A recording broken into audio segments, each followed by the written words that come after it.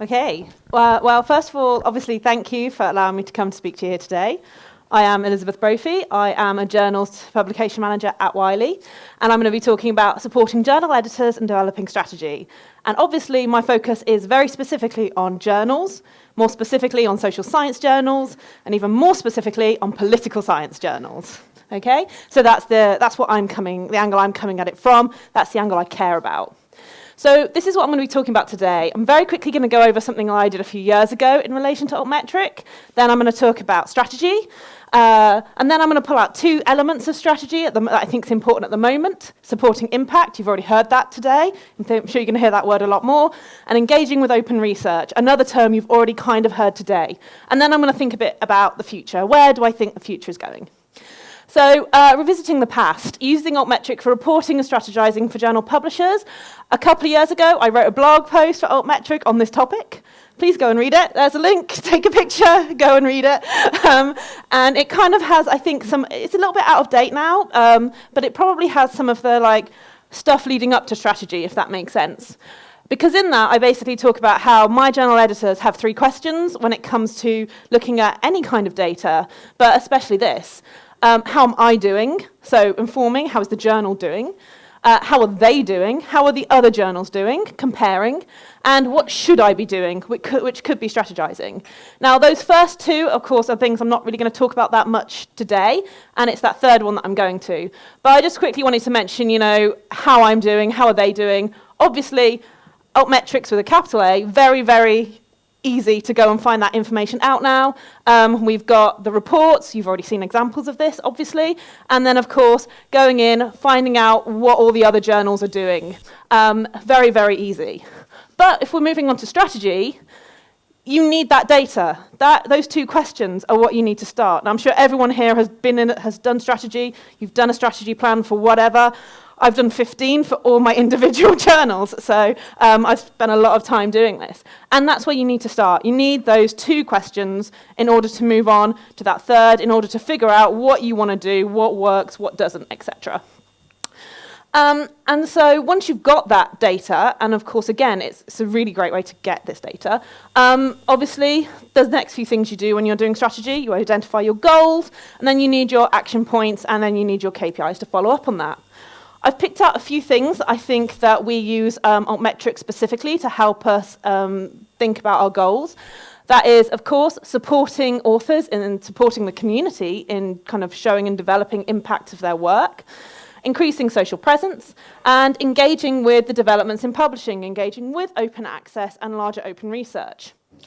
And then I've got some of the action points, the idea of developing social media plans, finding influencers and tracking. Now, obviously, Altmetrics is not just Twitter. That is not what it is at all. It's not just social media. It's policies, patents, etc.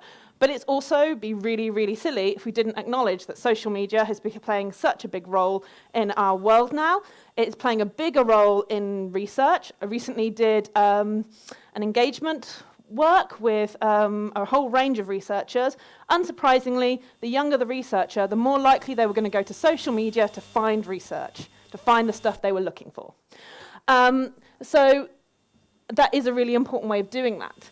Influencers, again, we can use this to try and find the influencers. Now, when I say influencers, you might be thinking of those people who try and get free things, lots of beautiful pictures of themselves on beaches, but I'm talking about influencers within the community, within the subject community, obviously. These can be academics, but these, of course, can be a great way to find people outside of the academy, outside of those networks. And, of course, tracking, because when you're doing strategy, it doesn't just stop once you've done it. You've got your plan, that's it. You're continuously going back, you're continuously evaluating and re-evaluating and deciding what to do. I've got a few little examples here that I wanted to talk through. Obviously, I'm sure a lot of people recognize this. We can see very clearly when articles have been mentioned for this particular journal, which is the Journal of Common Market Studies, JCMS as I will call it. And you can see there are some peaks here and here and here.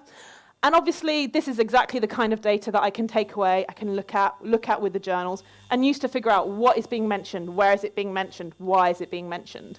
I've got an example here of a tweet we did. This is in relation to Brexit. It was tweeted out the last time Brexit was about to happen and didn't.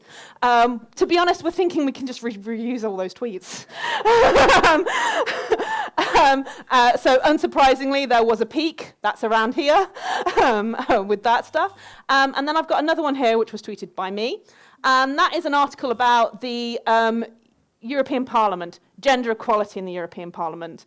This is a funded article, so we already had it flagged as probably being quite important. Then we realised that actually it was scheduled to come out around the same time as the European elections. So what did we do? We embargoed it, we wrote a press release around it, we timed it, and that is what this peak here is. And I should say that it's done quite well. The Altmetrics score has got done quite well. Using Altmetrics scores as a KPI, not all of our editors really like it, because if we're not focusing on the impact factor, why replace it with what they see as another arbitrary number? But of course, it's a good kind of way just to get a feel for what's going on. It's a quick thing. It's not something I would use as kind of a stick in the sand necessarily. But it's done pretty well. More importantly, of course, and this is something else that when we're strategizing, this I'm looking specifically at Altmetrics, but of course when I'm strategizing, I'm also looking at regular metrics as well. The impact we have seen on citations for this article, the impact we have seen on downloads and readership for this article have been incredibly high. A good reminder that when you're strategizing in relation to alternative metrics, there is a good chance it's going to have a ripple effect and have an impact on perhaps your more standard metrics. And of course, when I talk about standard metrics from a very publishing perspective, I'm thinking downloads, I'm thinking citations, and all those sorts of things. So I wanted to move on to talk about two specific areas. Impact. And again, as I said, we've already heard about impact today. Impact repeated 3 times, and depending on who you're talking to within the academy, it's got 3 different meanings. So that's why I wanted to really emphasize that. Authors nowadays, they need to show impact. They need to show the real world impact of their work. And that's not just via traditional publication. We all know that you can't just publish and leave it, you're done. You have to show that. It becomes really obvious then that the journals, the editors, the societies that own the journals, who really help engage and support their authors in getting that impact, in being able to show that impact to their universities, to their funding bodies, are going to be much more appealing to the researchers. That becomes quite obvious. So it becomes a really important part of the strategy. I mean, the editors themselves, they also have to do this. They know. So how do we use it to show it? And I've got a few just really simple things that we've been doing because, it is quite straightforward and easy. I mean, one of the reasons people do like social media is, in theory, it's free. Everyone loves it because it's free. But that you can also access it very easily. So article scores and links. Now, obviously, most people have the article scores, and it's about having those on the articles, making sure people are aware of them on there, people understand what they can track on there. Now, I've got trending articles, and again, trending articles are really important, and that's why we've put a trending article link on most of my journal pages. Very easy to create. You don't really need any digital know-how, which is good. And of course, not only does that go on the journal homepage, it can go on the society homepage, it goes on the blog homepage, it can go everywhere. And of course, it updates automatically, and that information is there. It's one way of, it provides a really easy and quick link for the editors, for us. Don't always want to have to log in to Altmetric and go and find it. And of course, for authors, just generally interested parties. And then it also links to this monitoring and reporting and promoting. The point is that we should not just be looking at this once a month, once a week. We should be engaging with this to see what's doing well, what's not doing well, and then we can put that into our strategy. If you've got a very clear social media strategy built around promoting articles through Twitter, use it. Find out what's trending, and then incorporate that into your strategy as you go. Your social media strategy should be able to incorporate things that are changing, because that's how it works. We've also, of course, mentioned that it can show bad things, people who aren't engaging with it very well. And again, I found this to be a really useful way of staying on top of who is talking not even necessarily negatively about the journal, but who, For example, when the white supremacists start talking about a diversity article, it's really useful for me to see that that is happening and to then be able to inform the editorial office, this is happening. If someone gets in touch with you, we can move it on from there. So things like that. And then, of course, when we think about other things, the other kind of alternative metrics out there, one of the things that occurred to me actually was in relation to, if you're doing tweets, Hootsuite. Now, I'm not sure Hootsuite is technically an alternative metric, but obviously that provides you a lot of information. And I personally have also often found that, I can see what's happening in social media, what's happening on Twitter, but then what's happening behind the scenes, how many people are liking as opposed to clicking on it, etc. And actually going to read the article is very, very different. And again, that all informs how I then approach it. Doesn't mean that either of those things are good or bad, but it's just, what am I trying to achieve? If I'm trying to achieve a social media presence, then maybe it doesn't matter if they're not clicking on it. If I actually want to do something a bit more, if I want a bit more interaction, then then I'm going to change that. So anyway, that's impact. Impact is just incredibly important, and we need to support authors in getting that out. And the journal system, while it is changing, seems a really good way of doing that. And talking about changing, open access and open research. Obviously, I'm not going to talk about open access. It's been a whole year since Plan S, but it's been 20 years since open access really started to make waves. So I'm sure everyone here knows that where we are, and that for Europe at least, open access is here. We have to get on with it. So again, Altmetric, of course, is now, you can search by open access outputs specifically, funder names, and that, of course, is incredibly, incredibly important. We need to be able to understand how our open access articles are doing in comparison to others. We often have found in the past that our open access articles don't necessarily get as much attention, which seems counterproductive.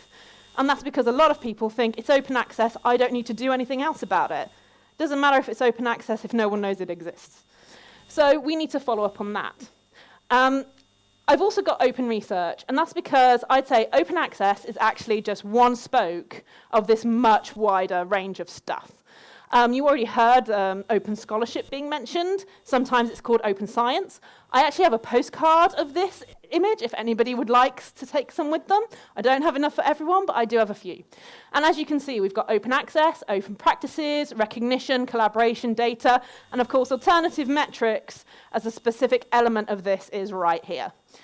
And that's because in Europe, as I said, open access is here. That's it.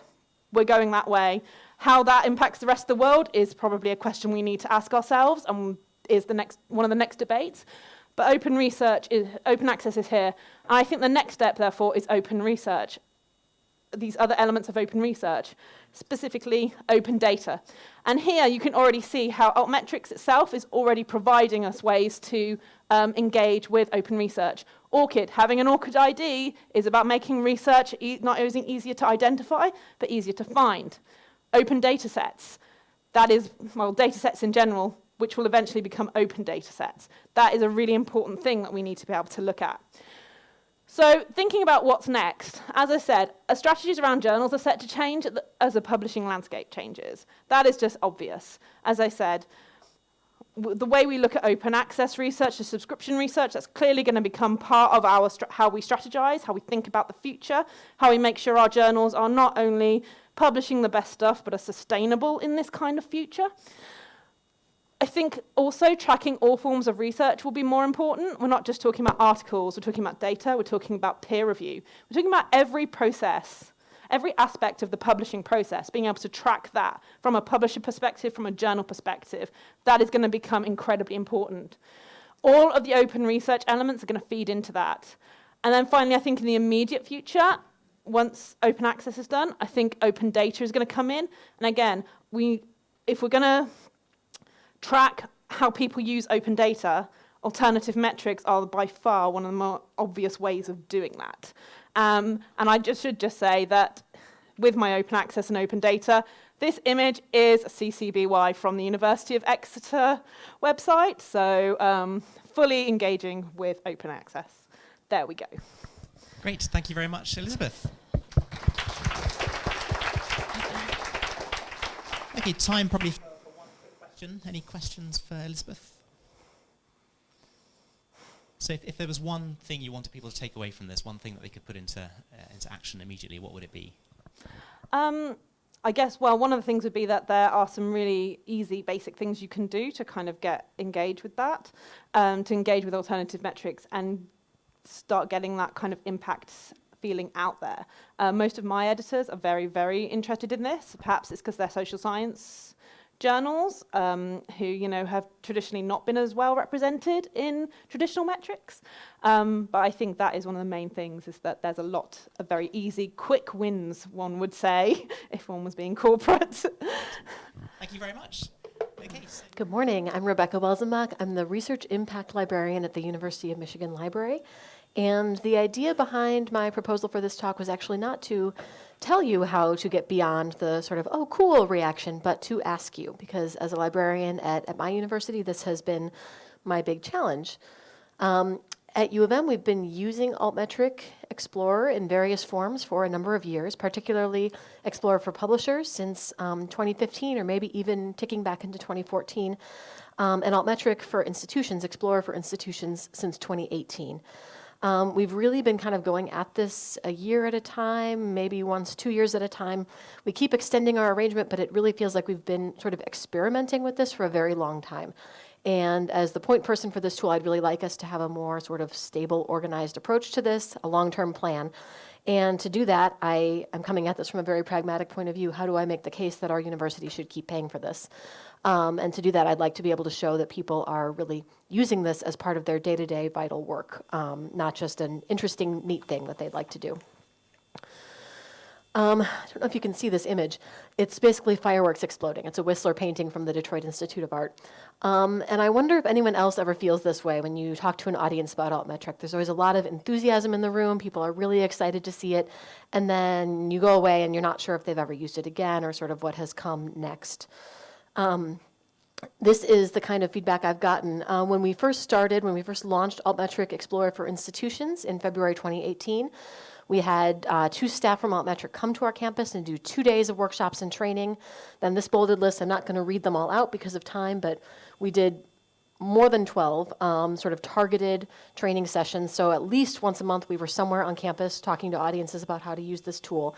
But when I followed up at the end of the year to ask folks for feedback and what they'd done, the answers were a lot like what you see on the left here. Unfortunately, this. Maybe next year that. We've hired an intern. All sorts of things like, oh yeah, I remember you, that was really cool. We haven't quite gotten to it yet. At the same time, I asked for help from Altmetric to get some usage data about who was engaging with the tool, to get more information. And at that time, they were able to sort of pull these numbers for me on a custom sort of basis. And of the users who were logged in that we knew about, that was about 3/4 of the total usage. 3/4 of that came from the top 10 users, so like me and a couple of my close colleagues. 70% of the users who logged in did so less than 5 times. And that was sort of over the whole history of anyone with a University of Michigan email address using this tool. So that wasn't a hard start when we started our implementation. That was anyone who might have had a free account before. So the takeaway was we knew we had a few power users, 10 or so, and then a lot of people who have been exposed to the tool, have heard of it, have maybe seen it, but not really engaged very deeply with it. That might actually be okay. I think thinking carefully about who we expect to be using this tool and for what purpose is important. Every person on the University of Michigan campus probably needn't be logging into the Explorer. But if we've got the right people doing vital things with the data, that's probably fine. But I don't know that we were quite yet at that point. So I came into this year, we did decide to renew again for 2019, sort of with the understanding that it might just take some time for the tool to be adopted. And there were some specific things with our implementation that we wanted to sort of work on and make a little bit more robust. But I really came into 2019 with an assumption that not very many people were deeply engaged with this tool and really feeling that it was vital to kind of expand on that in this year. In the meantime, a new feature came out from Altmetric this past spring. Now, rather than having to sort of request usage data in a very ad hoc kind of way, there are Google Data Studio usage reports, which are so helpful. I can now easily go in and see what kind of usage we're seeing and interact with that data myself whenever I want. So as I worked on this talk, I really dug into the top pages visited in the Altmetric Explorer. There are, I think, 9 or 10 listed here in the kind of nicely laid out report, but you can extract this data. So I just exported all of the top viewed pages from Explorer. And I did it for a 3-month period from July 1st to September 30th, so just ending a few days ago. And then I wasn't sure that would be granular enough, so I went back and broke it down week by week to be able to, I'd be able to see activity as it happened over time as well. And I discovered that although this report does not identify individual users, by looking at what pages are being viewed, you can draw some interesting inferences about who is doing what within this tool. So far I've been looking at pages that had been viewed many times, basically. Is my laser working? There it is. This big red part, of course, is all the pages inside of Altmetric Explorer that were viewed just one time. That's just over 2/3 of the views. And then this eensy-weensy little slice is 4 pages that have been visited over 100 times. This is mostly what you'd expect, these 4 pages. It's like the top highlights, the top outputs, indicating just sort of general browsing exploration behavior, not necessarily ongoing engagement. One exception to that, well, 2 exceptions, the saved search page. That was exciting for me. If the saved search page is being visited frequently, that suggests that people have saved their searches and are returning to them. So to me, that was a good signal of ongoing usage. And then we had one outlier, an individual author, who is checking her results like multiple times per day. And I checked in with her, and in fact, that was real usage. She has some pretty high profile work that is of a somewhat sensitive nature, and unfortunately, she does get trolls and threatening messages and this kind of thing. And so it seems that this tool has really become an important tool for her to be able to keep tabs on that and be aware of what's going on so she can stay out in front of it. But what I really was interested in is more of this sort of middle view in here. There were 25 distinct pages inside the Explorer that were viewed between 21 and 99 times over the 3-month period. And these tended to be those kind of power users, again, often sort of tracking the activity of a single author, a single journal. There was one journal and one publisher that we know are actively engaged here, and it was often the kind of results for those publications that were turning up here. And then this region here, 268, so just under 30% of the pages that had been viewed in the system were viewed between 3 and 20 times over the 3-month period. And that struck me as a really interesting space to explore because there's a lot of variety there, lots of different things going on, but also some regularity, perhaps monthly or weekly check-ins, that kind of thing, suggesting a group that is coming back to the tool again and again. So what do we see in here? Again, we do see activity dominated by some power users. The Annals of Family Medicine is a journal published out of our medical school, and they have a staff member who's very, very into Altmetric. So they've been doing a lot of work there. Michigan Publishing, the whole publishing division of our library, does a lot of assessment with Altmetric. And then this was an exciting one, the Institute of Health Policy and Innovation. This is one of many institutes in our medical school. And they're actually one of the groups who, when I checked in a year ago, said, oh, we'd really like to do something, but we haven't gotten to it yet, sorry. They actually are now more engaged in sort of checking in with the data regularly. So that was exciting. I've observed that the most consistent activity is monitoring activity related to specific people or research outputs, whether it's one. Sometimes somebody is monitoring an author or a particular DOI or custom-built groups of those. Someone has entered a whole bunch of author names and then sort of saved that group. That's really common for these institutes and centers that we have on our campus. They're not a department, so they might not be formally represented in our sort of organizational structure, but somebody there has custom-built a group and saved the search of all the faculty who have an appointment to that center. Another thing I noticed is that sometimes what appeared to be different pages were really the same set of results because somebody had arrived at them in a different way. Maybe one time they browsed the organizational structure for a department and another time they did a search, that kind of thing. And so they generated a different URL structure. The sort of report captured it as a different page that had been viewed, but it was actually the same result. So one might think about if you wanted to kind of rationalize those to assess the usage, or if you wanted to actually keep them separate to think about how people were navigating the tool.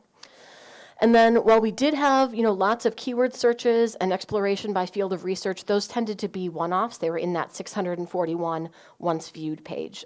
So people are exploring that area, but that doesn't yet seem to be something that people are sort of saving that and coming back to it weekly or monthly to check in. One other thing I wanted to mention, just because I thought it was startling. I observed that there were no pages that were viewed twice, which I thought was interesting. Maybe it's just a coincidence, but we had hundreds and hundreds and hundreds of pages that were viewed just one time, and then more than 100 that were viewed 3 times, but none twice. And so that made me think maybe somebody if they're coming back to something, then they're coming back to it at least a few times, maybe. I would be curious to follow that more closely. Obviously, that's a bit of speculation at this point. It's a reach to say that that's true, but of all of these views, I thought it was interesting that not a single thing had been viewed just 2 times. Maybe suggesting if we can get someone to save a search or, find something useful here that is enough that they come back to it once, they're likely to do so again and again. So rather than actually asking, how do we get people beyond the sort of initial reaction, perhaps what I really needed to be doing is recognizing that they actually are already doing this, but how do we know, and how can we find them and learn more about what they're doing? The most popular pages were, in fact, being viewed steadily over many weeks. When I first saw some of those most popular viewed pages, I thought, well, maybe there was just like one big demo and everyone in the audience clicked the same link at one time. But when I broke the usage down week by week, actually those top viewed pages stayed steady over time. It was not one big spike at one big event. The saved searches page, again, being one of the most frequently visited, I thought was a good sign. 6 visits and 3 visits were common frequencies that I saw. And again, I was looking at a 3-month window, so I wondered if that might signal some sort of regularity of check-in. And then I had a question, wondering about whether return visits to an Altmetric details page might suggest that somebody had an email alert turned on for that work. I can't answer that for sure, but if people were coming back time and time again to that same details page, might they be sort of looking for new engagement on that page? There are some other things I'd like to know, but that we can't tell from the usage report as it currently stands, and this is about engagement with kind of other components of our license for Altmetric Explorer for institutions. I'd love to be able to know if people are visiting shareable reports. So, you can save a search and turn it into a nicely formatted report, and those have their own sort of shareable links, and I'd love to know if people are visiting those. That suggests that maybe they've created a report and are sending it around. I'd love a bit more data about whether people are using the API, sort of where it's being called from, how frequently, and that might suggest that folks are incorporating Altmetric data into web pages on our campus, which would be great to know about. And I'd love to know if there's anything we can find out about badges embedded on our web pages. And I've already been talking to Jean at Altmetric about this. She can monitor domains that I tell her and see if there are links to details pages sort of coming from those pages. But we've not quite pursued that all the way through yet, but we're going to. Okay, perfect. So a few more things that I'd like to do. As I've described, I want to dig into this data more. I feel like I've really just kind of scratched the surface. I should have started exploring this 3 months ago, and then I would have had probably more to tell you. But I feel like there's a lot of potential here. As I've just described, I'd like to integrate what I've found so far with more information about usage that happened sort of through other means, not just through the Explorer interface, but that still pertains to our university's use and engagement with this tool. Now that I've identified some of the major groups that are doing searches, I'd like to reach out with them and get more qualitative feedback about their use and know, if you're monitoring this weekly, fantastic. That's a huge step up from not. But then are you actually doing something with that data, or are you just kind of looking at it? Is it changing your strategy and your behavior, or are you not quite there yet? And then when I go back to my campus, I'm going to be putting together this information to make a case for why this should be continued to be paid for on my campus. So this is all feeding into very pragmatic sort of imperative on my end to justify the use of our tool. So another piece of artwork from the Detroit Industry of Art. This is Diego Rivera's Detroit Industry Mural. These are workers at the Ford plant. I guess just to wrap up, this is less about, as it turns out, trying to convince people that the tool is cool and interesting, but better understanding the work that they're already doing, what is being generated out of it, and kind of understanding those patterns and making that work more visible. Thank you. And good morning, can you hear me? I'm Charlotte Spinner, Information Architecture Advisor with AARP Research. And today I'm going to tell you just a little bit about our reach and impact journey. See if I can do this. Based in Washington, D.C., AARP is the largest nonprofit membership organization in the world. We recently celebrated our 60th anniversary, and for those 6 decades, we've advocated for people age 50 and over at the local, state, and national levels via social mission activities such as combating hunger, making communities a little more livable, and fighting for legislation to improve the lives of older people. And of course, we provide loads and loads of information. AARP challenges stereotypes and really tries to help people who are midlife and older live their best lives. AARP Research, which is part of AARP, supports all of these endeavors by developing insights about the needs, market conditions, and trends impacting the 50 plus. So we do primarily consumer research. My AARP research colleagues produce quite a bit of research. Here are some examples. Health and healthcare, this is a brain health study. Financial security, both before and after retirement, things on work, jobs, careers, fraud prevention. Entertainment, leisure, travel, volunteering. So this all adds up to about 400 reports per year, which of course over time accumulates to quite a bit. So we're a small research entity, but we do produce quite a bit. But so what? For years and years, we've produced all of this research, published it on our website, and then we have no idea what happens after that. So what impact does all of this research have? What does it mean? So that's what we sought to answer. So a bit about our journey. Of course, we've been able to track traditional metrics from our website and social media accounts, but that's, as we all know, only a small part of the overall picture. We're missing quite a bit, so we wanted to get a more complete picture of our reach. In 2017 is when we learned about the concept of Altmetrics. This was brand new to us.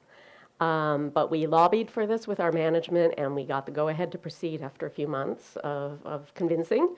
And we landed on Altmetric as our vendor, decided to implement DOIs to support the Altmetric tracking and for the other benefits of DOIs. So we thought, yeah, we can do this.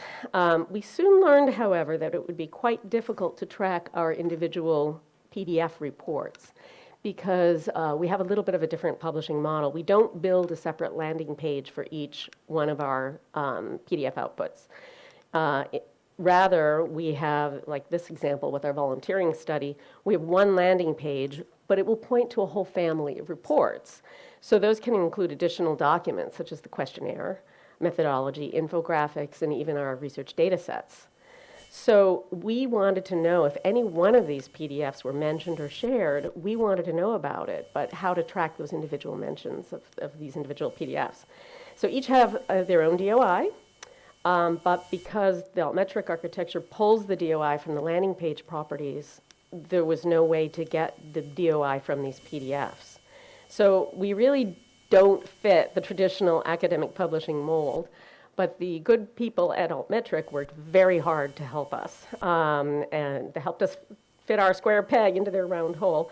And what they suggested is that we embed our DOI numbers into our PDF file name. So it was quite a novel approach, but it worked quite well. They wrote a custom module to obtain those DOIs from the file names, and you can see one at the bottom. I've got it in bold, and those then are connected to the mentions. That approach sounded great to us. Unfortunately, we had to satisfy our content management systems requirements. And if you try to embed a DOI in a file name, well, a DOI includes a slash, and that's interpreted as a path. So, long story short, it was a real struggle to find the best PDF file format, URL format. But after all of these iterations, we finally got everything working. We got Altmetric tracking going. Crossref was happy. The content management system was happy. This was me by the end of this process because I was tired, lots of false starts. But I was actually happy because we finally had a method figured out. So during 2018, we had to buckle down and process a whole backlog of older research that we wanted to track because anecdotally we knew it was still being shared and cited. So that involved all the steps you see here, which I will not go through, but just to show you the amount of work involved. And we repeated all of these steps for nearly 1,000 DOIs. Again, tired. And of course, we needed to keep implementing DOIs going forward. And this was all very new to us. So again, we're not an academic institution. So we needed to get our research authors on board. Well, change management is not always easy. But they did rise to the challenge, and they're humming along quite well now. So then we decided, let's roll this out beyond AARP research to our sister departments, which are the AARP Public Policy Institute, the Global Council for Brain Health, and our annual journal from AARP International. So this is how I expected that to go over. But I was pleasantly surprised everyone's willingness to take on, because it was quite a bit of extra work to ask people to take on. But we did get there. And since late 2018, we've been starting to mine the altmetric data to come up with findings and trends, and it's been quite useful. And the number one takeaway we have found is how frequently our older research is still being quoted, including in many high-profile outlets such as the New York Times, and also discovering that we're being included in policy documents such as Brookings Institute. Unfortunately, we also discovered that there are still media mentions that we weren't finding via Altmetric, because Altmetric, of course, works on the basis of mentions linking to the content. And for a large percentage of news mentions about our content, there's no link. Rather, what we find is an article saying, a recent study by AARP has found that, and then they mention the data point, but they don't link to us. So we ventured down the rabbit hole of what we called unlinked mentions, only to find out that it's not a rabbit hole, it's a prairie dog colony. It's really quite complicated. So there are these completely unlinked mentions. There are things that are linked, but instead of linking to our research, they link to another page that talks about our research, so second-order citations. We've got some of these stories syndicated to dozens and dozens of outlets, and we wanted to find them all. We wanted to know the full extent of the sharing of our research. Some appear in only very small local papers. They're in print only. We wanted to know about those. And of course, sometimes we found our research quoted incorrectly, or the content from our landing page was reproduced verbatim on a website. So those are all interesting findings. At any rate, we realized we needed to find additional tools if we wanted to get a complete picture of our reach to complement altmetric and traditional metrics. So we looked at a whole set of media relations tools, which was quite interesting. This was also quite new to us. But we looked at Cision, Bulletin Intelligence, Infodesk, and Google options that you see here. And basically what we did was try to do a keyword search of AARP near words like finding, data, research, study, report. Of course, that's not perfect, as you might imagine, because keywords surface lots of stories that have nothing to do with our research. So we went through an enormous amount of a manual effort to try to cull those false positives and link the true positives to the study to which they refer. So the bottom line in this whole adventure, which has just been experimental, I don't know if it's sustainable for the long term, but all of these tools have their strengths and their weaknesses. So there's no magic solution, and there's some overlap between what they find.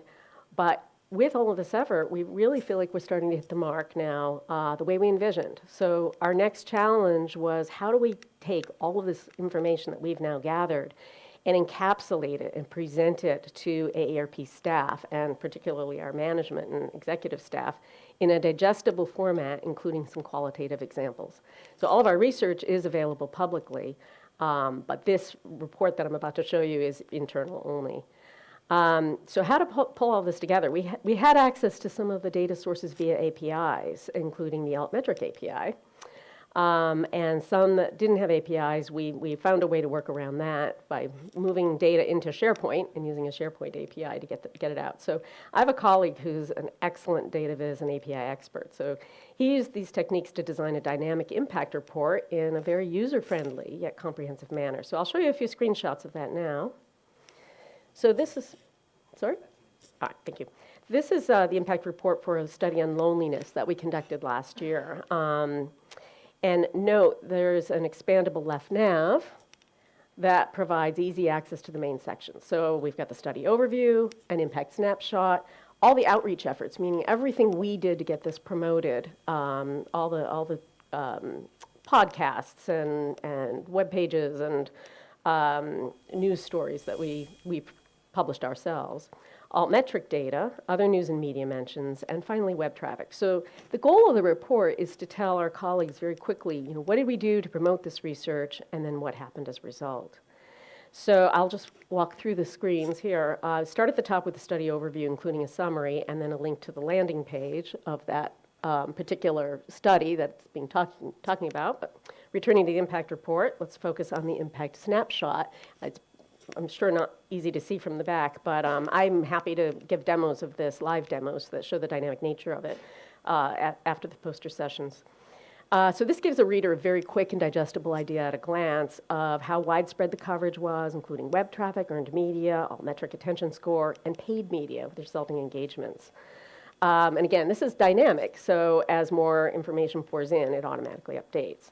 We also list any academic citations or policy documents that cited the research or pending legislation. So in this case, this was actually used in argument for some legislation that, and we feel like, wow, this is real impact. Our research is being used to pass legislation. Turning back to the loneliness study and moving down, this is that summary of outreach efforts we executed, including a press release, appearance in our newsletter that went to 60,000 people, additional articles on our website, a paid Twitter campaign, et cetera. Then we have altmetric data, the donut, followed by some of their key metrics, again, pulled via API, and then a graphical representation of the altmetric attention score at various points in time over the past year. We found that quite useful. And then we have some additional data pulled from altmetric, most recent mentions. So then the other tools that I discussed earlier, those media relations tools, that's where we pulled this together. We have 96 mentions, and it shows us we were potentially reaching 50 million people with these news stories. Now, that's a bit of a vanity metric. That's potential eyeballs based on subscriptions to these outlets.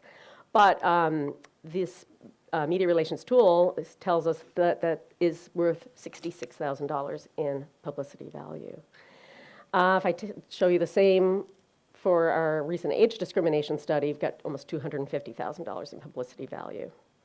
Then we have some curated examples of some of those media mentions where people can just read a little blurb that tells you what was mentioned about our research. And then it will also link to the actual article itself. So this is one of those unlinked mentions where it just says, according to a survey, and it doesn't link to us.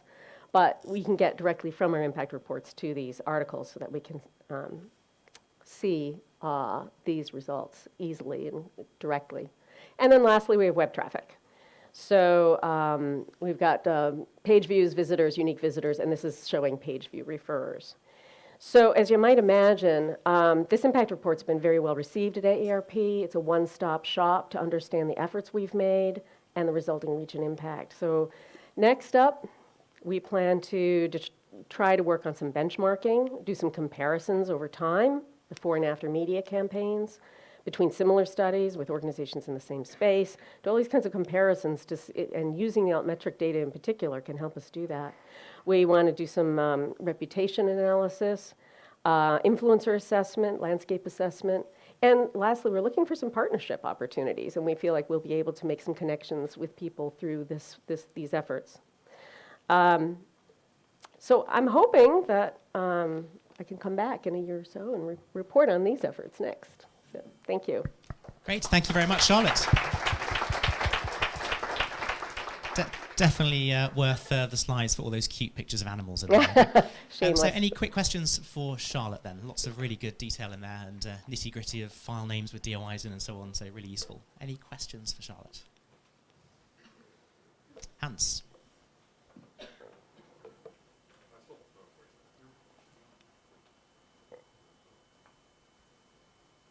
Just shout, Hans. No, just shout. Okay. You mentioned the publicity value, right? Mm-hmm. How do you calculate? That's actually a proprietary calculation from the tool that we used, which is the tool is called Cision. And I had the same question when I first started using the tools. How is this calculated? And so those numbers obviously do come with some caveats, which is that we don't know the basis of the calculation behind this, so take it for what it's worth. And that's certainly what we plan to tell our colleagues so that they don't take that data too seriously. But it certainly does look good for at a glance, particularly for comparisons too. That's where we see the value in it. That's the secret sauce. Yeah. Okay, Charlotte, thank you very much indeed. Right. Thank you. Thank you. Okay, and then our final speaker is Robyn Price from Imperial College London. Robyn.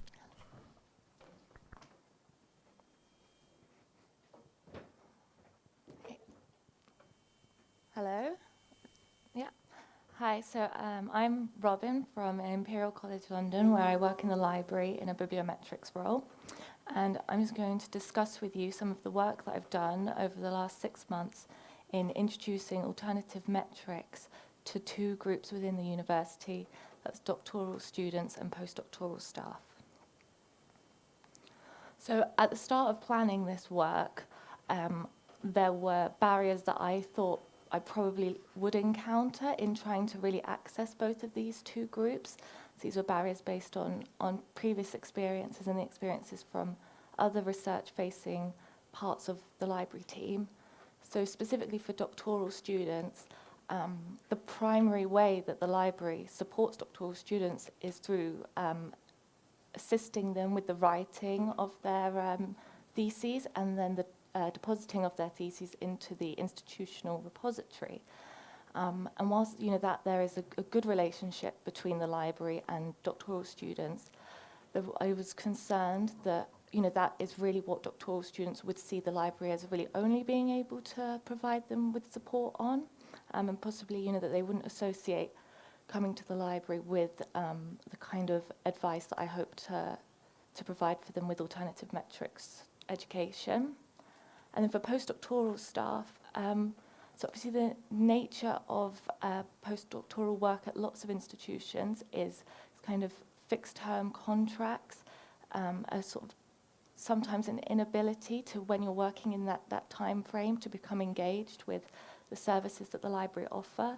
And like a member of postdoctoral staff said to me, at the start of a new contract, I don't know if I'm going to be here for 5 months or 5 years.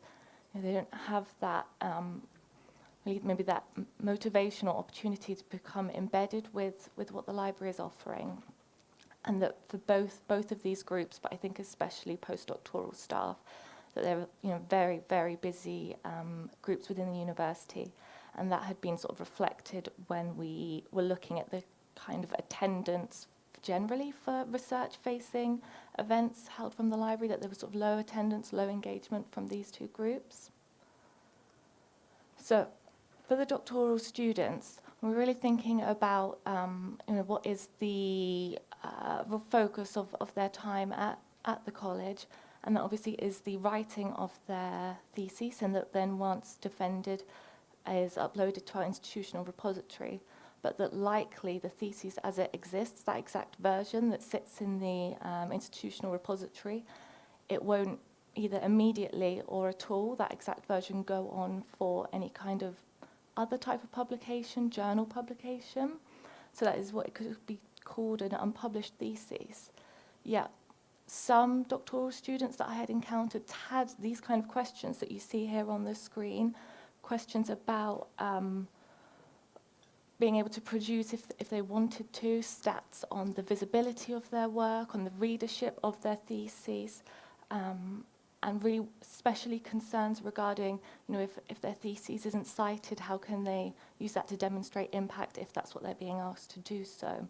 So that's where I thought that we have all this work, there's such an important body of work that sits within the institutional repository that's not going on for likely in that exact format, journal publication, and that is a huge opportunity for alternative metrics to support the authors of this work. So how do I go about engaging doctoral students? So within Imperial there sits a professional services support body called the Graduate School, and there were already good relations between the Graduate School and the library. Mostly in the format of this module that was offered called Digital Academic Skills, and this is where the library would provide the course content for the graduate school to deliver this training. And we thought that there was a space within this Digital Academic Skills course to be able to offer an alternative metrics specific event, a course training. And so we trialed this last year, and I delivered the content. We have some examples on the right here of the slide content. We're really happy to have 70 attendees over the pilot, and the course content and the course learning outcomes have been approved by the graduate school. So it now is a course that will run every term going forwards, and students who attend get credit from the graduate school for having attended. So what were the benefits of having gone through the graduate school? Because I could have just held this alternative ways to measure your research impact course independently of the graduate school. I could have just held it from the library. And I think I really have to, I do see that the audience that I gained through having worked with the graduate school was an audience that I could not have really realistically achieved if I'd held it independently through the library. And it was also a different kind of audience in that the people who came, the students who signed up to attend, yes, they also had the motivation of receiving the credit from the graduate school, but they were also an audience who were, they were following the graduate school's communications. They were perhaps attending other events within the graduate school's digital academic module. So it's really nice to have a bit of a different kind of audience. And also we see some of the feedback here on the right-hand side of the slides, and a great explanation of impact factors or metrics alternatives to journal impact factor. And really nice to see as well that high percentage, 89% of attendees who were surveyed agreed the course provided tools to apply alternative metrics to measure research impact. So this second group that I wanted to target was postdoctoral staff. So I was thinking, really what is the nature of postdoctoral work? And that, not all the time, but that frequently postdoctoral staff will be making applications either for a renewal of their current position, for other postdoctoral positions, applying for fellowships, so for funding in their own names, and then likewise that 53% calculated by the Royal Society, if not higher, of staff who will go on to non-academic careers. That this is a very fertile area for staff who are writing applications, and that many of these types of applications are that sort of long-form narrative written applications that do have the space that I think makes it suitable for alternative metrics if staff wish to use them. That's space to be able to contextualize the metric, to explain the way that they are interpreting them if they want to use them to demonstrate impact. And likewise, of course, the number of the funders or the employers who these staff will be sending applications to, who have released statements, of concern or statements of wanting to not associate journal-based metrics with the evaluation of the applicant, and that also this group of staff, typically early career researchers, postdoctoral staff, are amongst those who are most disadvantaged by some traditional journal-based or citation-based metrics like the H-index. So naturally I thought that this is a really good area within the university of engaged and really dedicated staff who potentially could really benefit from alternative metrics. So I contacted what exists in the university as a sort of careers support service for postdoctoral staff. They're called the Postdoc and Fellows Development Centre. I think it's really important here just to clarify that this is not conflation of career support with metric support, that they're obviously not at all the same thing. Okay, so how did we go about this, engaging postdoctoral staff? So I now attend what the Development Centre call these writing focus days, where staff will be working on typically one application, and then I am there available to discuss one-on-one with members of staff who are writing their applications. They can bring their assessment guidelines, so this is the criteria that they're trying to fulfill in making the application, and where they can, if they wish to, look at areas of the guidelines that they would like to maybe use some kind of quantitative metric. And then I'm able to put the sort of context of maybe using a traditional metric, maybe using an alternative metric, or using neither, with thinking about things like the funder or the employer's maybe commitments to something like the San Francisco Declaration on Research Assessment, which would have a huge impact on what we could advise them to include in their application. And then the second type of outreach was a workshop that we trialled. So this was an hour and a half. We introduced traditional metrics with a real encouragement to think about them critically, moving into alternative metrics, putting them both in that broader context. And then really for me, the focus of these workshops would be the discussion that was facilitated at the end, which would be a discussion with a question as deliberately broad as something like, for any of the metrics we've discussed today, which do you think are more or less flawed than a journal impact factor for judging research? And that this was just, deliberately to encourage the attendees not to just view these metrics introduced as sort of theoretical concepts, which I think sometimes they can come across like, but to discuss them with their peers. Actually, are these values things that we want to use or want to be used for us? So the things that I learned here really were to be clear with the level of knowledge, assumed knowledge that should be brought to the room. So even on the level of language, I think some of the terms that probably we're all very familiar with can actually be exclusionary to some members of to staff and to students. Likewise, even just thinking of the term alternative metric, that's not clear enough when you're holding this kind of event. It's not clear enough about what that is going to mean to somebody like a doctoral student who the term metric or alternative doesn't mean anything. And likewise on concepts, if anybody was surprised that traditional metrics would have been included in a alternative metric event that was seen here on the slides, I think it's really important to put alternative metrics at an introductory level in that context of the other sort of journal metrics that people are used to. And then likewise, the limits of metrics, so it's very easy to, maybe when you're advertising a kind of an alternative metrics workshop, for somebody to maybe get the impression that you can then present them with this sort of magic new metric that they can use instead of a journal impact factor or a H-index, and we all know that's not the case. And likewise, the worries of alternative metrics, that they should definitely not at all become just another performance metric for them to be evaluated against and to worry about. Moving forward, I would just like to reach out to informal networks that might exist, both within my institution. So these could be representatives for postdoctoral staff or doctoral students in departments, and networks that exist outside my institution, so maybe across the UK or the globe, that support these groups. So if any of you have experience with working with either of these groups, postdoctoral staff or doctoral students, I'd be really interested to how you've gone about this and to get any further ideas here. So thank you. Great. So do you have any questions for Robyn? Questions? Yeah, a question. Do you want to use the microphone? Okay. So let's say in an ideal world, well, you're already working on that, but you have multiple of these workshops engaging those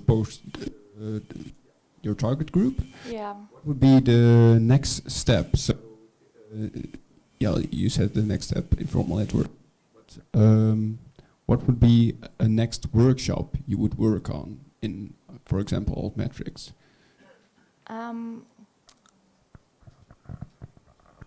So what could I do other than? Okay. Yeah. What would be the next step? So I think the time constraints that we're working on in, say, like an hour and a half workshop, that's not enough time really to teach somebody both at the theoretical concept level, but of thinking about metrics and measuring, as well as getting them like in front of a computer screen, in front of a device to actually start accessing and using them. So that's the kind of more applied training that I would like to experiment with.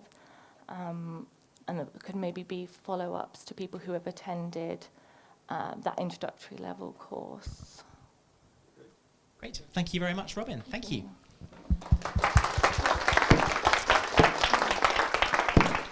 Okay, so that is Altmetrics in action. Thank you very much to all of the speakers for this panel. I'm going to hand over to Hans, who is chairing the next session. So Hans, over to you.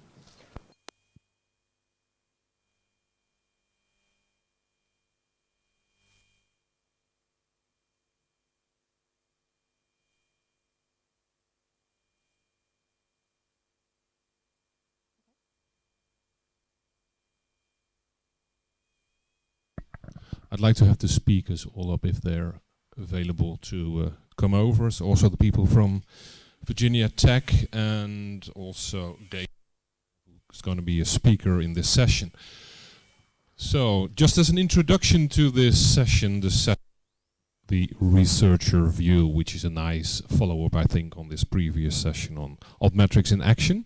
We will start with Mitu Lucroft from Springer Nature in the UK on societal impact and global reach. What do researchers understand, measure and care about?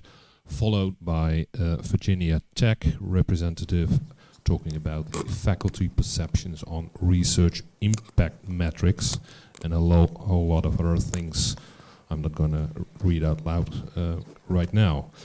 And David Sommer next to me will end this session with trends in research communications. So over to Mitu for her talk.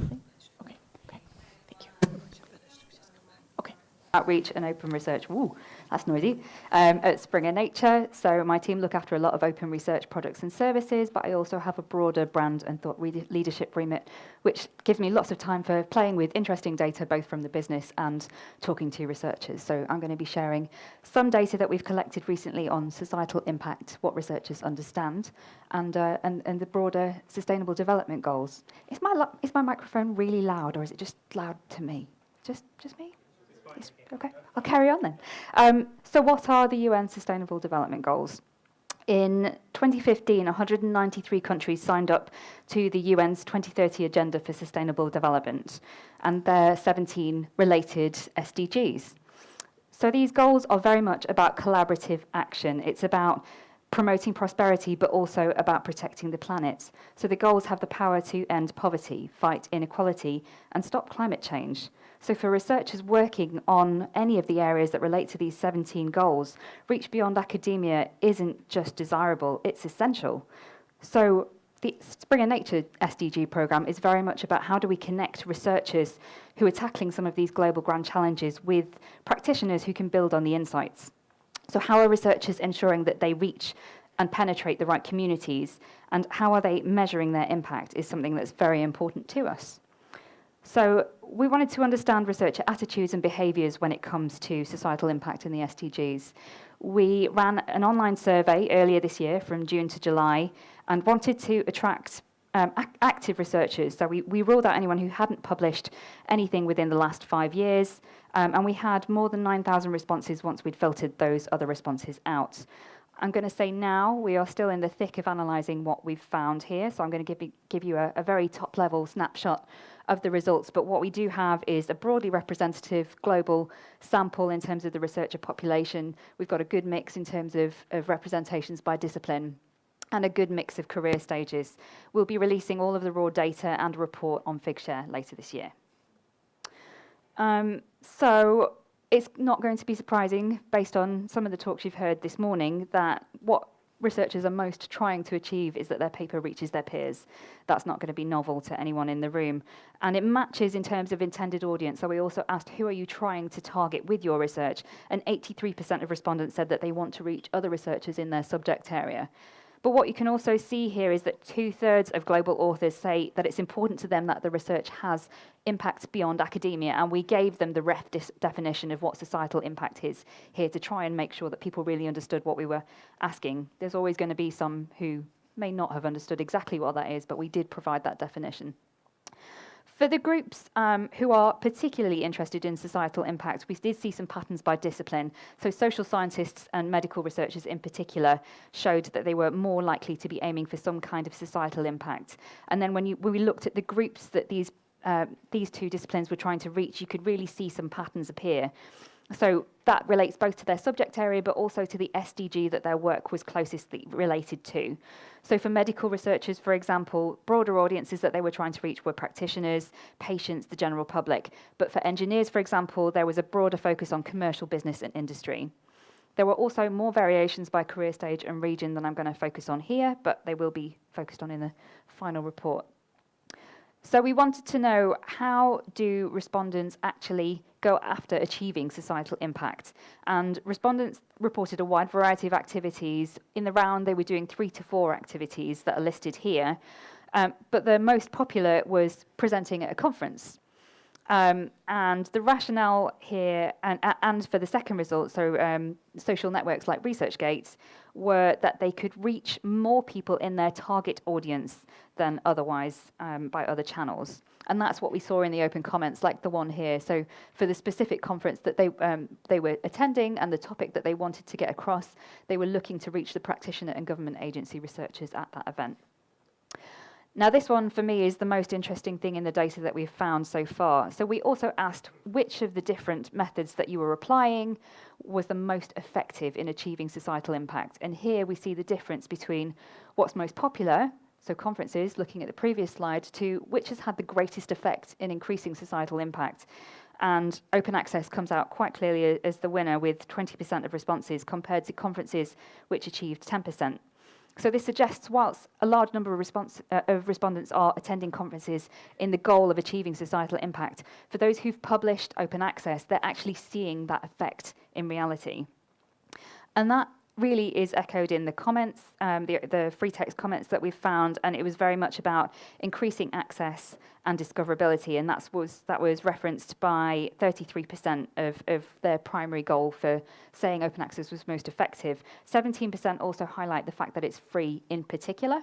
But I think what you can see here is it was very much about the applicability for societal needs, penetrating reader populations when they don't have to pay to get the paper, and just making it as easy as possible to get to that research. And the perception here about accessibility and discoverability really matches up with other behavioural research we've done at Springer Nature in the past few years, and broader research that's out and available. We've also done bibliometric analysis that really does support the effects and shows that for hybrid journals, in particular, we found higher reach and attention for OA articles compared to the subscription content. So we then asked about tracking societal impacts. We wanted to understand what are people then doing to see if what they're trying to achieve is being achieved. Now, I think nobody will deny that tracking citations is probably not going to give you a very good indicator of societal impacts, yet it is the most popular response up here. And as well as being the most popular response, it was what respondents said was the best way that they could track societal impacts. Now, going back to my question earlier about whether respondents really understood what we were asking them, it's debatable whether that's a problem here. But there's also a couple of factors that we've been considering internally. So, for example, citations are easy to track, and that's a possibility why they're both popular and considered to be the best method. They apply across disciplines, and perhaps the other challenges that have been raised this morning in terms of the time it takes to measure societal impacts and the fact that different disciplines are looking at different methods to track, so policy, for example, that is challenging and potentially another reason why some of these other areas get pushed down. So other things that people are looking at, a third of more responses said that they look at mentions or inquiries by peers and citations in policy documents, and over a quarter said that they're using Altmetrics or social media mentions. So these things are there, they're just not as prominent. So as I say, there's lots more analysis to be done on this data, and I've very much given you a snapshot view, but I wanted to call out some of the headlines for me personally from what we've seen. Firstly, the open access story. I think given the prominence of OA as an effective vehicle, from what our respondents say here, there's more researcher education needed to maximise the uptake of open access and explain how that's really supporting societal impact. Secondly, help. So there were a number of open text comments that point to the fact that measuring societal impact is something that they want to do more of. 76% said that they somewhat agreed or strongly agreed that measuring societal impact was something they needed to do more of. But lack of time is a problem, as is lack of skills and lack of methodology. So people in this room have good support here, and making sure that we get that education out is important. I think the other thing that's come up here is how is support initiated? So education was raised by nearly a quarter of respondents who said that they don't receive any support from their institutions. So again, how do we distill that out and make that available, both from institutions and from the publishers in the room? Third up is incentives. So nearly half, so 44% of respondents said that their funder always or most of the time asks them to consider the societal impact of their work when they apply for a grant. but very few are asking for them to demonstrate it at the end of their grant. And if there was a switch here, might the likelihood of researchers thinking about and maximising the societal impact of their work be affected?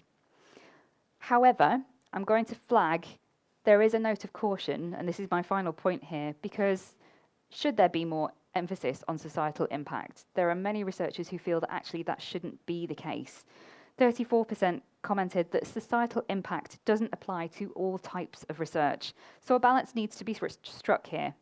15% also comment on the fact that it does take a long time and it can be difficult to foresee at the start of a project. So ensuring the balance and striking the diversity of views is going to be important. That's all I have for you at this time, but do look out for the full report when it comes out, hopefully later this year. There'll be lots more data in there. Thank you.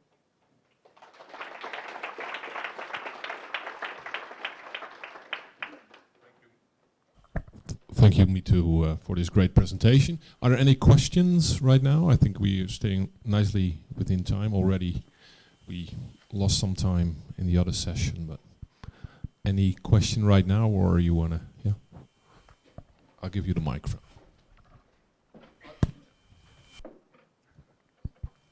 So, it is working, okay. So, if I understand it correctly, so the survey is done as a background of the Sustainable Development Goals, right? Yeah, so. Yes. My personal view was that a 27% use of Altmetrics, I was quite positive about that. Do you think that, I actually have two questions. So do you think that this Sustainable Development Goals, it's a topic which has a good relationship with Altmetrics? And my second question would be, when would you be satisfied with the percentage that use Altmetrics? What would be your ideal percentage in the coming 5 years, for example? Good question. So in terms of, is that a good way of tracking sustainable development goals? I think there's a really interesting movement across research generally to look at mission-driven research, which ties really nicely to SDGs and thinking about what's being funded and what's actually coming out of the other side of this. So can Altmetrics help to demonstrate that? Yes, absolutely, to the effect that we've been talking about this morning about policy reach, about news mentions, about broader public attention. So yes, I definitely see a role for Altmetrics in that mix. What's the role of citations and mentions by peers, I think, is more questionable, and it comes down to, again, it is easy for researchers to do, but can we find ways to skill up researchers to do that broader range of measurement, and can we standardize some of that so it's easier to compare whether you're working in sociology or radiology, what does that mean when you're working on the same topic, so water, for example? Thanks. Any other question right now? Otherwise, we can do it at the end as well. Kat. Joe. I think the results, is this working? Kind of. You've got here really interesting. How do you see this informing the work that either you do at Springer Nature or that other publishers might do in future to help researchers in this area? Yeah, I think there's the education angle is a really strong one for us, and one thing that we are working in partnership with a number of organisations on is how can we actually deliver more tools and resources to researchers to actually help them understand what can achieve impact for their own area, and particularly tying that back to SDGs because that has such a strong impact in the real world. So whether that's we actually help to produce resources that help them do that, or whether it's we work with third parties to help standardise the plane and make it easier to do, that's what we'd like to achieve. Great. Thank you very much, Mitu, for you. your talk. Give her a round of applause, yes. Next speaker will be Rachel Miles from the Virginia Tech University in USA. It will be on faculty perceptions on research impact metrics, research profile systems, fairness of research evaluation, and time allocations at a large research university in the southeastern United States. It's a long. Yes, quite a long time. Is this working? Okay, just to make sure. To give you a little bit of background, we have lots of names listed on here, but I will be the only one presenting right now. My colleague Amanda McDonald is here, and she helped with the survey design, and the others are not here. They're still back in the U.S. Want to give some background on why we did this survey, where we were asking faculty about all these things you saw listed.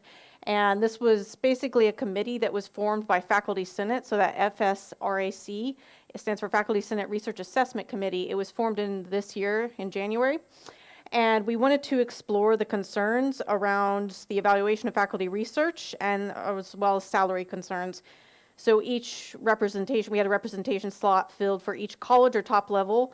And top level, for example, would be university libraries. We're not a college, but we represent sort of a larger top level area.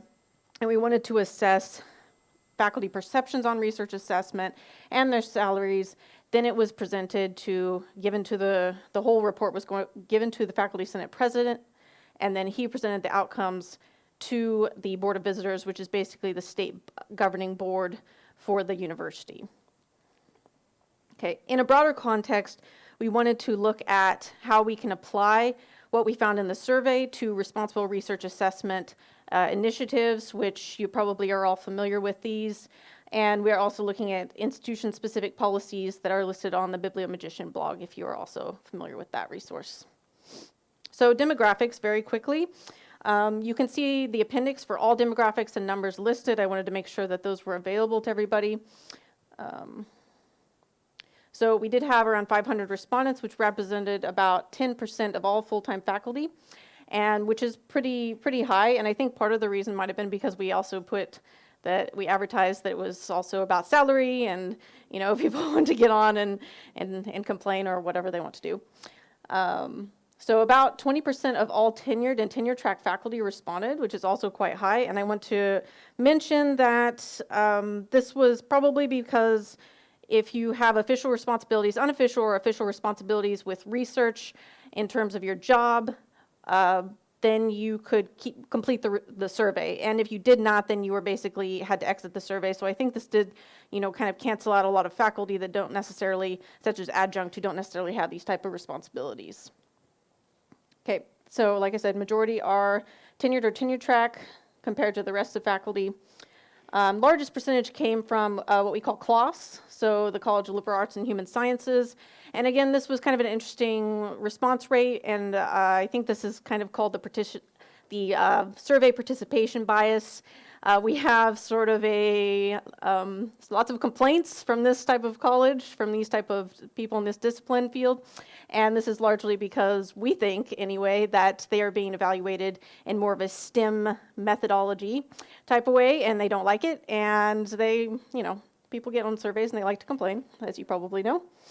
So a large majority selected white or Caucasian, and this kind of aligns with what our university is. We're in a rural part of the Appalachian Mountains, and we try to diversify, and I think we are starting to more so. But again, this is kind of representative of what our university is like, and you can see all the data in the appendix of the slides.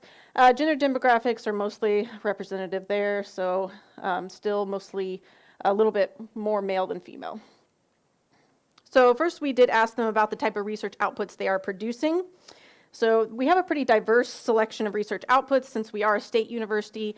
In addition to being a polytechnic university, we have lots of disciplines and lots of faculty producing those works.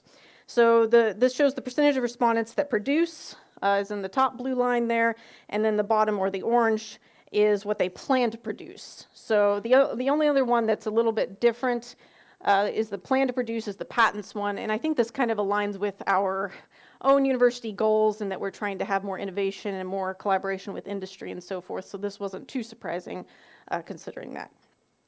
The other category would also people could type in their responses, so we had submission and testimony to government entities, media interviews, blog posts, musical recordings, reports for sponsors, designs, public art projects, and so on and so forth.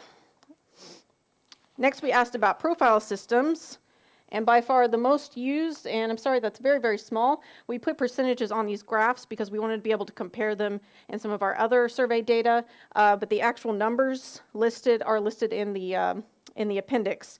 So by far the most one used would be Google Scholar Profile, followed by ORCID ID and LinkedIn, and the Symplectic Elements system, which is our internal system, and some of you may be familiar with that system. It's used for the EFAR, the faculty activity reporting, and in some departments they actually require it, so that's why it has so much usage. And if we get down here to the bottom, we see Impact Story has very, very little.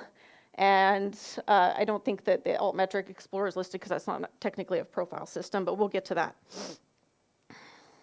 Okay, when we look at the motivation behind using these profile systems, and this is why we're using percentages rather than numbers for this particular data, is that when you're expected to use it versus I find this personally or professionally valuable, they could select both if they so chose. And as you can tell, the Elements EFAR system is I have to use this. And of course, the qualitative responses kind of reflected this as well. Lots of people said that they found this to be a useless system, even though we have lots of education workshops and advocacy for how to properly use this system and so on and so forth. And the rest of them are mostly, they find these to be professionally valuable compared to being required. Although I was surprised to find that ORCID ID had 35% of them saying that they were required to use it. And I haven't really talked to anybody who's actually told me that. Usually they tell me that their publishers or their funders require it. So maybe there was some confusion there. I'm not sure. All right, so the results with, we also asked them how they're using it. So they could select 1 to 3 or no of the results. So one of these how to use it kind of things is I'm using it to network with my colleagues, as may be expected. We have self-published websites are used quite a bit, but LinkedIn is probably the most used one for that purpose. We also have, I'm using it to showcase my work. So this is different than any other purpose, and there's a lot of variety here and strong profile use. This probably had the most amount of responses compared to the other 3 how I use this type of responses. Indicates that probably researchers find this to be the most valuable use of researcher profiles in general, and we just found it a little bit interesting. And then this is used as the tracking the metrics. So Google Scholar Profile seems to have the most usage in general for using those for tracking metrics. All right, moving on to metrics. We asked them, what do you use? Just a broad question, what do you use? And by far the most was journal reputation and number of publications. So you have about 75% on both of those saying that they're using those in general, followed by citation counts, awards, recognitions, honors, and then journal metrics has 57%. And you see way down here, Altmetrics has got 17%, followed by other. All right, so I need to explain this graph a little bit. If you look at the blue line, which is going at the bottom on this far left side, and then if you go, the blue line comes up on the top here. And what this is showing is the difference between I am expected to use this by my promotion and tenure committee supervisors and or unit versus I find this personally or professionally rewarding. Again, they could select both, so we had to be careful about how we pulled out this data to make it representative accurately. And so the one that is the most different are going to be at the far ends of the spectrum here. So I am expected to use this is number of publications, about 60%. Followed by I find this personally or professionally valuable, and it's a little over 40%, finding it personally or professionally valuable. And here at the end, we see that I find this personally or professionally valuable. Attendance numbers and Altmetrics have the biggest difference between those two. Whereas if you look at the author H-index and citation counts, they're about the same percentage of finding that they're both in that range there. But this is not, I think this is a little bit hard to conceptualize, and so that's why we did it this way, but we would like to also do some bar graphs because I think it'll help to show the numbers as the increase and decrease as well, eventually if we do publish on this research. So, again, what's interesting about this is that participants are finding metrics, certain metrics more useful than others, and they might be more likely to use those metrics because they're expected to rather than because they actually want to, and this is actually changing their own behaviors. And I'm going to talk a little bit about some of the responses here as we go into the fairness aspect, and this is where we got a lot of qualitative responses. So how do you perceive the fairness of research evaluation? And this is basically going from smallest unit to largest unit. Here at the left side, we have department, middle is college or administrative unit, that top level unit, and at the very, very right is the university. And so they have the most trust and the best perception of fairness here with the department, followed by college, followed by university. And this kind of goes in line with how we think about theory and how we think about how we should be evaluating researchers in that responsible research assessment. We should be evaluating them based on expertise, and we don't really have expertise the farther away we get from the individual smaller units. So, how do we use this information to have better fairness within research evaluation? So first of all, we need to communicate the research evaluation methods and expectations, and that means having guidelines and so on and so forth. And this goes in line with the Leiden principle, number 1, using a mix of quantitative and qualitative measures to avoid over-reliance on quantitative measures, or as a lot of people like to call them, magic metrics, which are really more myth than reality. Okay, this is one respondent's answer. Stop the counting. It is misleading, does not value creativity, and solidifies an already caustic, calcified environment based more upon power than true scholarship. Another individual elaborated, the main problem is that assessment is mainly based on number of publications without much honest consideration of quality of publications, relative difficulty of performing research, and relative difficulty of obtaining funding. Okay, consider how measures used to evaluate will affect practices. And I will say that these particular recommendations, well, these aren't the recommendations, these are the main points are in the report, which if you feel like you have a few hours to sit down and read, you can. It's about 70 pages long. And we submitted it to Faculty Senate, and it's publicly available. Consider how those measures will affect practices, right? So this is related to Leiden Principle number 7, and that we need to be pursuing, interest in journals that are not constrained by a singular metric. So this is another actual comment from somebody who says, it has radically changed how I think about what journals to send my publications to because the department uses impact factor to determine what they think is a good journal. This is an incomplete metric, and some really good journals don't qualify as good journals in the eyes of the department. Thus, I find myself sending papers to what I and the community around me considers as worse journals just because their impact factor is for some reason or another high. I also didn't put this in here, but if anybody is familiar with something called the Cobra effect, Goodhart's law or Campbell's law, this ties into that as well. And Goodhart's law summarizes when a measure becomes a target, it ceases to be a good measure.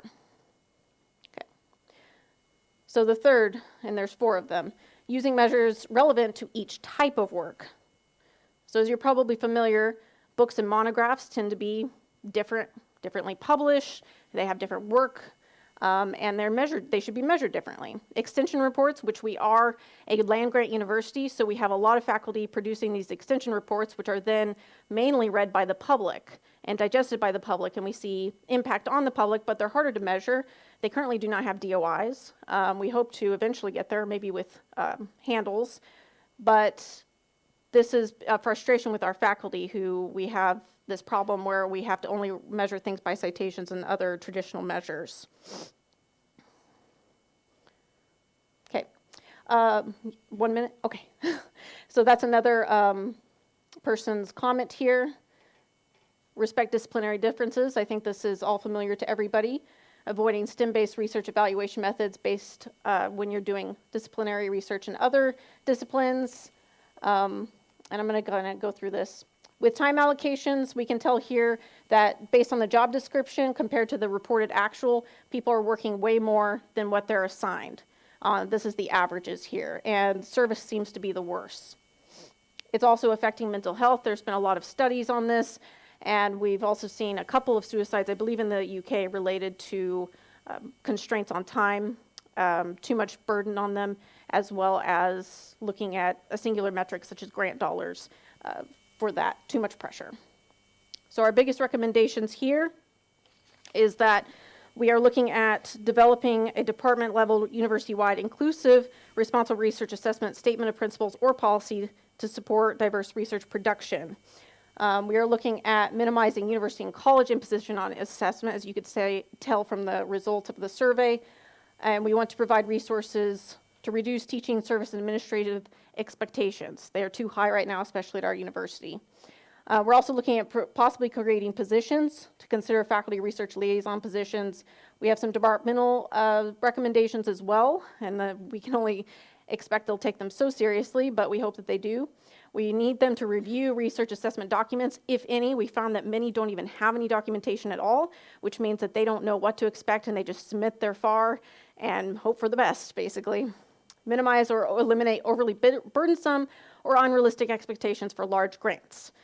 We should be looking at the quality rather than the quantity of the money brought in, or the impact of it.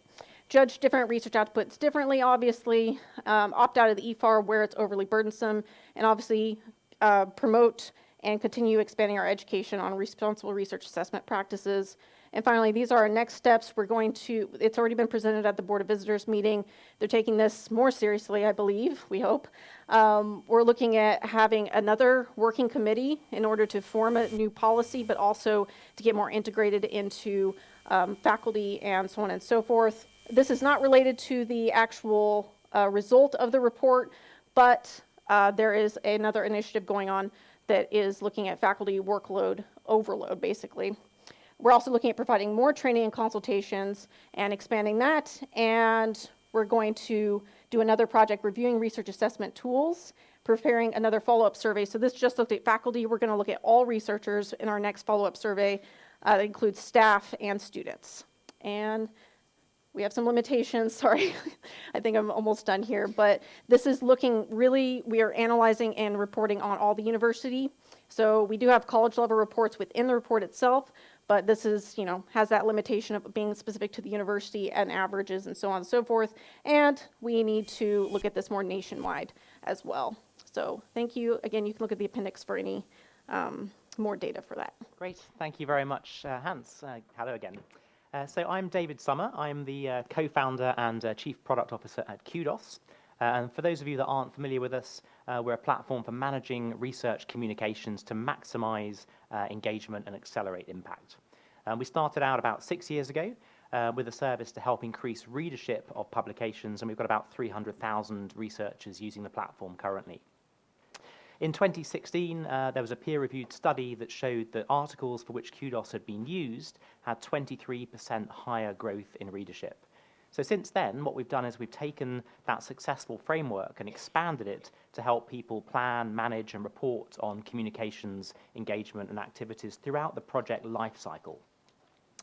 So to set the scene, here are a couple of figures that might be useful from last year's survey that we did. About 7,000 people responded to this, and it showed that 23% were spending 1 or more days a week on communication and impact activities, with a further 43% spending about half a day a week. So what that means is 2/3 of people are spending half a day or more a week every week on communications. That's a lot of time. And 61% of those people are actually doing that work themselves. And 81% said it would be useful to have some sort of service to help them plan, action, and report on those activities. And in fact, that's what led us to develop Kudos Pro, which I'll mention very briefly at the end. What's really exciting here is that this takes us upstream in the research cycle to help us build an even bigger and more useful set of data about the different ways in which people are communicating, and also to identify early work, or identify early in the process work that it seems to be getting interest, and also who those key influencers might be as they emerge. And this is all very much relating to accessing broader audiences than just the academic audiences. So it's with that context that we conducted a second study last year. About 10,000 researchers responded to this. And we used this to dig in more deeply into the communication efforts and the different points in the research cycle where people were communicating and exploring where they need more help. And the backdrop to this is that with the role of publishing and publications changing rapidly, the value that publishers add is being questioned again and again. And are there other needs that researchers have at other stages in the project lifecycle where we could support them? So we did this project. It was sponsored by a range of organizations, really in the workflow and editorial services space. So Editage were our international research partner, and also AIP Publishing, De Gruyter, and Cargo were the headline sponsors, and we're very grateful to all the sponsors of that, and also to TBI Communications, who actually did the research. So just to give you a bit of a flavour of the respondent profile here, 38% of the respondents were primarily based in Europe, which likely reflects the bias of where those publishers were based. 26% were based in Asia, and that means we get to look at regional variations. And as you can see, about 76% are working primarily in university or educational institutions. And I know the text here is very small, but all of these slides, and I think all of the slides from the conference, will be available to everybody at the end as well. So don't worry if you can't read at the back. In terms of the subject breakdown, you can see that our respondent set is broadly reflective of the sort of overall breakdown of research as you might expect. And we also asked how they were funded. 36% were funded through their institution, and 38% were through competitive grants. That's the orange here. And we actually break that down into those where people have applied for the grants themselves, or where somebody else had applied for those grants, such as supervisors and PIs and so on. So let's move beyond the response profile and look at the actual responses. So we wanted to find out how important researchers felt it was to communicate to broader audiences, so beyond academic impact, beyond citations and impact factor, to different audiences such as funders, policymakers, media, the public, and so on. And how important that was to their future funding and career progression, because that's kind of what matters to them when it comes down to it. And the answer kind of likely confirms what we expected, but it's always good to check. 95% of respondents felt that being able to demonstrate broader communications and impact was very important or reasonably important to their future funding and career progression.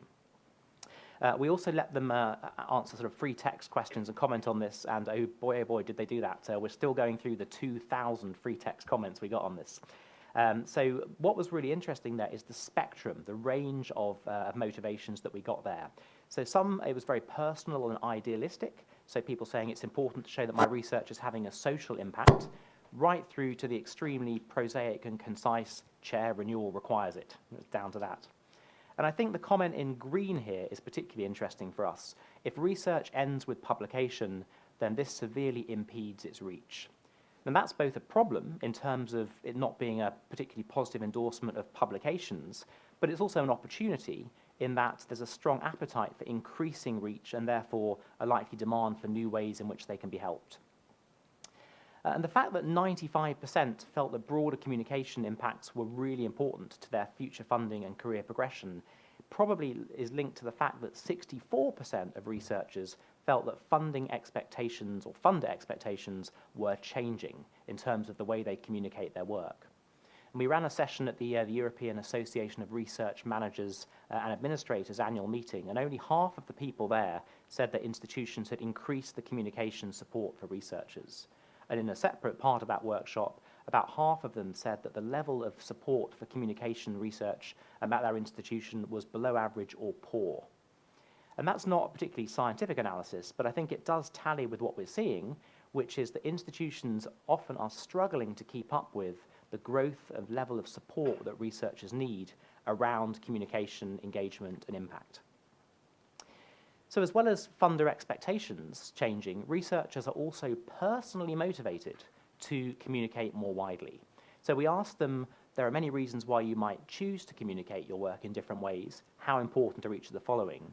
And you can see that personally motivated actually is the most common reason, followed by my group is motivated and my funder requires it, or my organization encourages it. So people's motivation in relation to communication are often personal, but we also wanted to know what their funders require. What must they do?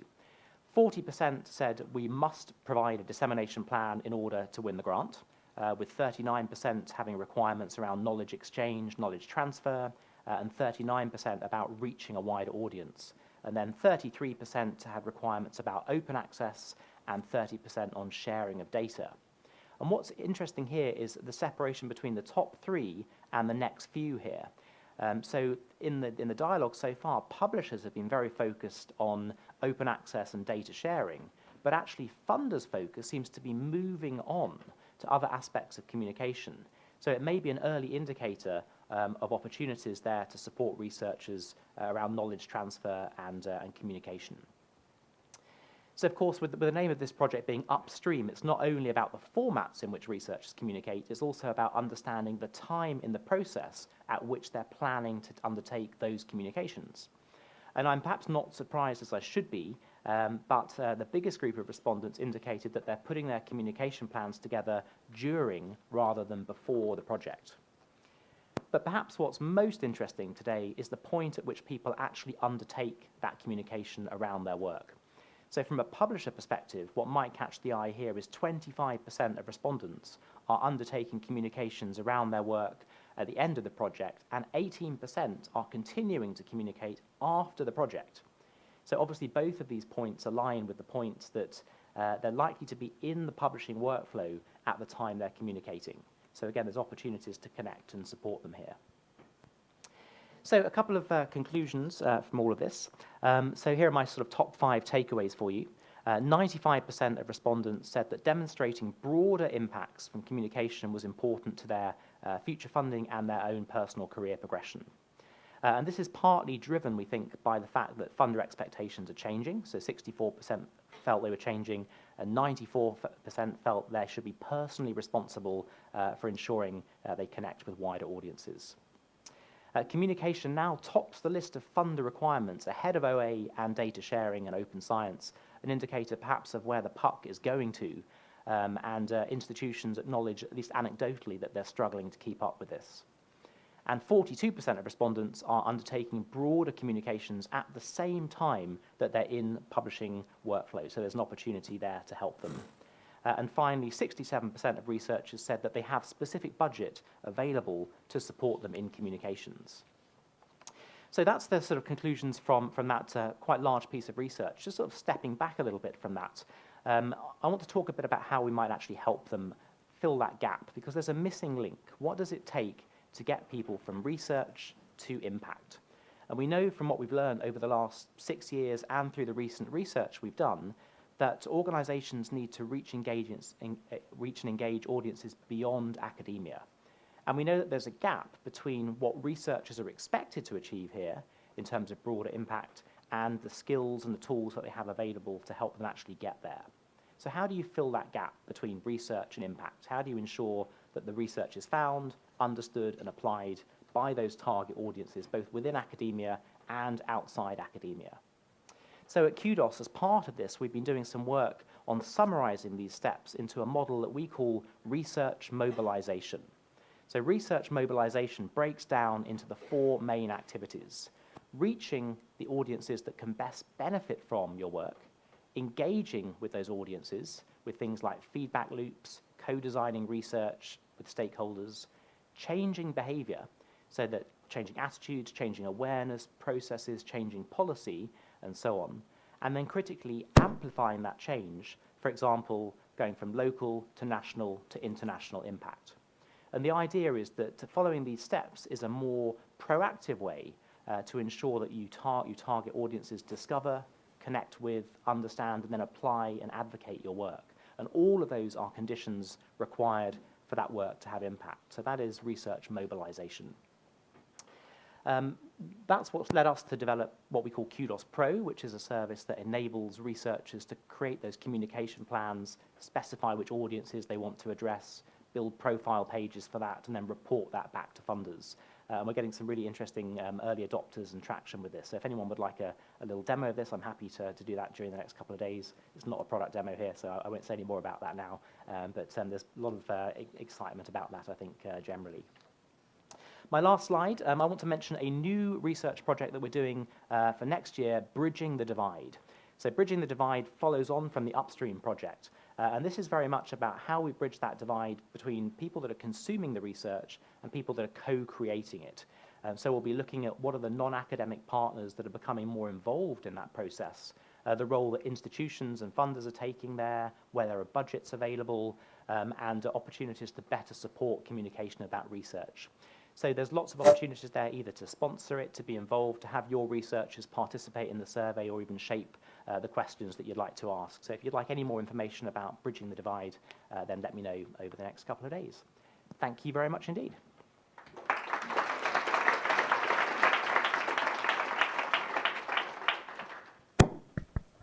Great research on research again, and I think looking at time, we're doing pretty well. What I suggest is, if there's a question right now for David, we allow for one question to come, and also for Rachel, if you remember her session before this one. Any questions for David first? Yours for Rachel, fine. Just continue, then I give the microphone to Rachel.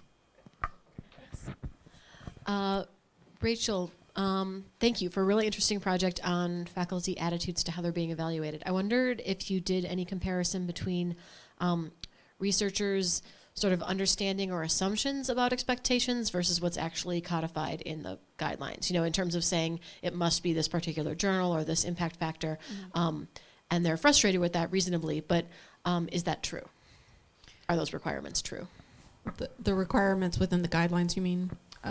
Yes, like that I have to publish in this journal rather than that journal, otherwise it won't be accepted. Is that based in evidence, or is that sort of an assumption that they're making? Well, presumably it is a requirement unless they, lied on the survey. I wouldn't think that they would, or in some instances, a lot of participants would say, I'm frustrated, I have no idea what's expected of me, I submit my EFAR, and that's it. So in a lot of instances, there aren't any guidelines actually written up, which is a bit shocking. But since the university doesn't require it, and I think they're going to start, how things are, they move at a glacial pace. But that the ones that are saying I'm required to either submit into a journal that has X journal impact factor, or in some instances, there were particular faculty that were expected to submit only to one of 4 journals, even if their research didn't align with those journals at all. And if they didn't, then they had no chance of being, moved into tenure or promoted or anything like that. So that was concerning, but I don't know if that was in their guidelines or not. It's something that's worth investigating, and again, it's a bit messy. We don't have an organized way of looking at guidelines, let alone requiring them. So it might just be something that the supervisor is requiring and just saying this verbally. That's what I've encountered as well. Thanks. Thanks. One question for David, maybe? Yes? Microphone's gone. Oh, excellent. So obviously you said that most respondents were kind of starting to think about communication either after their project, either once it's in publication or properly after it's been published. Do you have a sense of how many people are thinking about it beforehand, and whether there is this feeling that it should actually be something that, when they're putting these projects together, that should be part of the plan, and are people kind of getting to that point where they realise that is something they need to do? Yeah, it's a small number, but it's growing. So as I mentioned, a number of funders are now requiring a communication plan to be submitted at the point of actual grant application. You can switch it to mute, I think. So yeah, that's kind of helping that process. We're seeing that there are some big funders now that are requiring that. The quality of those plans is pretty random, I think. There are some that are just sort of tick box exercises, and there are some that are properly thought through communication plans. So I think we're starting to see a standardization around that, but there's a long way to go still.